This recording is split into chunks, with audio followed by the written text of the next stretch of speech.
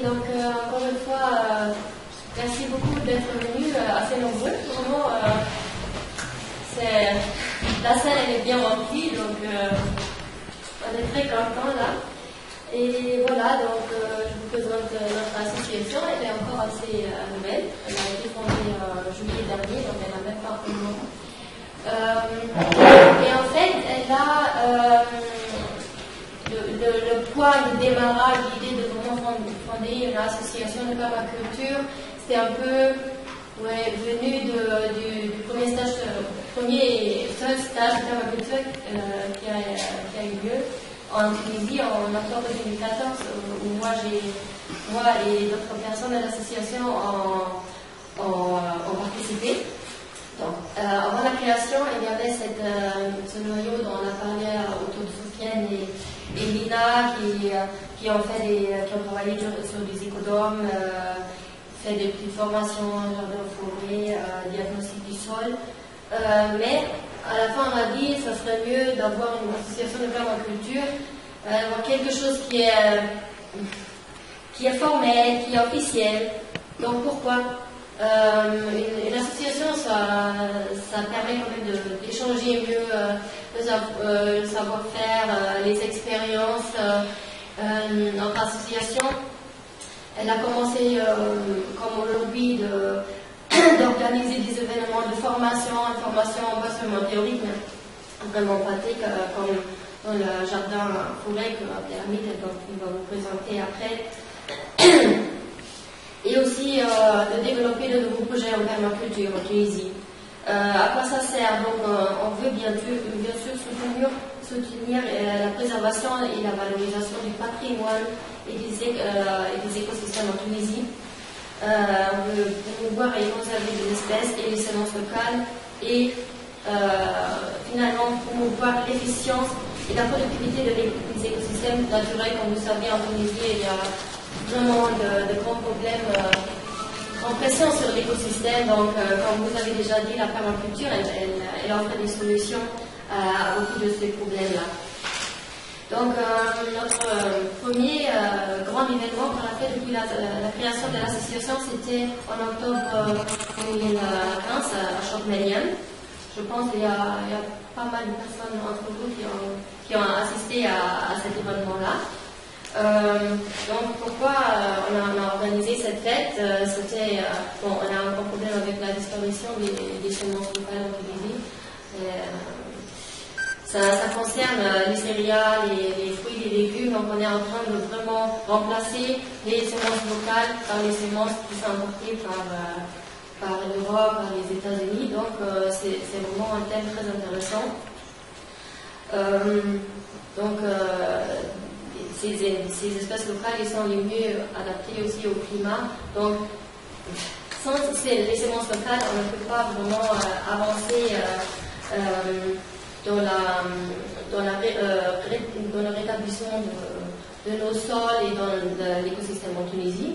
Et on a voulu bien sûr rassembler les différents acteurs, les paysans, les associations à l'endroit pour s'organiser, pour s'échanger et pour échanger aussi les semences qu'on a. Ça c'était la première fête des semences, mais vous voyez les belles photos de la dernière fête. C'était la première fête qu'on a organisée, mais cette année on planifie une fête qui sera encore plus mieux faite, mieux organisée, qui va rassembler encore plus d'acteurs qui sont pertinents dans ce domaine-là, mais bien sûr pour tous les gens qui sont intéressés par ce sujet. On a aussi travaillé cette année, on a commencé à travailler avec l'INAT, l'Institut national de l'agriculture des agronomes tunisiens. On a commencé en printemps d'établir un jardin permacole sur le terrain de l'INAT avec les étudiants et aussi les profs qui étaient intéressés. Pour le moment, c'est en veille parce qu'à cause du climat en Tunisie, on peut faire vraiment en été. Donc, à partir d'octobre, on va commencer avec la plantation des arbres, fixateurs d'azote, des arbres fruitiers, potagers, etc. Excusez-moi, INAT. Non INAT. L'Institut national.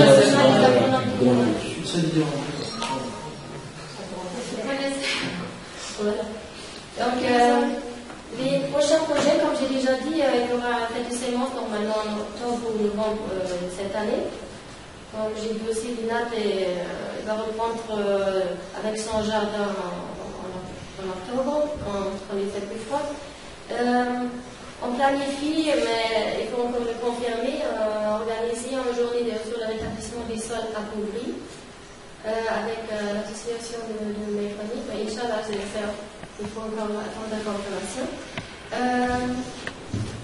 Aussi, on peut organiser une formation sur la gestion de l'eau parce que l'eau, c'est vraiment un grand problème. La pénurie de l'eau en Tunisie, c'est un problème fondamental. Donc, on veut former les paysans, mais aussi les jardiniers, les fermiers, les acteurs, tous les acteurs qui sont intéressés à optimiser leur sol et à optimiser la gestion de l'eau, en fait, les former par les techniques permacoles, surtout sur la gestion de l'eau.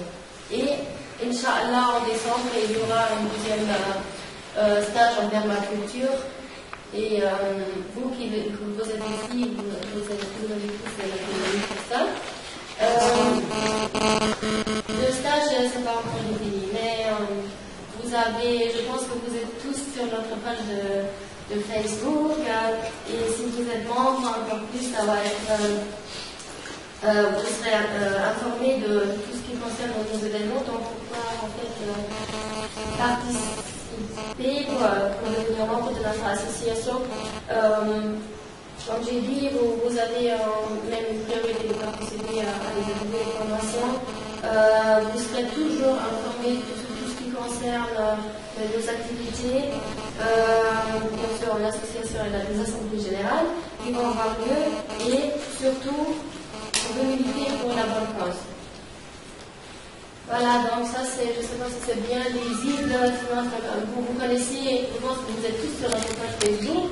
En haut, vous avez notre site web. La deuxième page, c'est la page de Sofiane et du nom d'origine, mais là aussi vous trouvez des informations intéressantes sur la culture en Tunisie. Et voilà, c'est tout. Merci. Merci.